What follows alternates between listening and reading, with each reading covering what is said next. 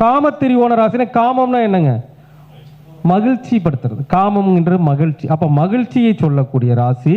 அதுலயும் காத்து ராசி இல்லையா? காத்து ராசி தானே. அப்ப காத்து ராசி மகிழ்ச்சி ராசி நம்ம சொல்லக்கூடியது. இப்போ ஒண்ணு வேண்டாங்க, இந்த இடத்துல மகிழ்ச்சி படுத்தக்கூடிய இந்த இடத்த நம்ம வந்து என்ன பண்ணணுங்க? மகிழ்ச்சி படுத்தணும். யாரை மகிழ்ச்சி படுத்துறது? இது காலபுருஷனுக்கு எத்தனாவது வீடு? 7ஆம் வீடு என்பது என்னது? சமுதாய ரீதியான தொடர்பை குறிக்கக்கூடியது. துலாம் ராசி எதுங்க? சமுதாய ரீதியான தொடர்புகளை குறிக்கக்கூடியது. அப்ப சமுதாய ரீதியான பணிகள் செய்பவர்கள்.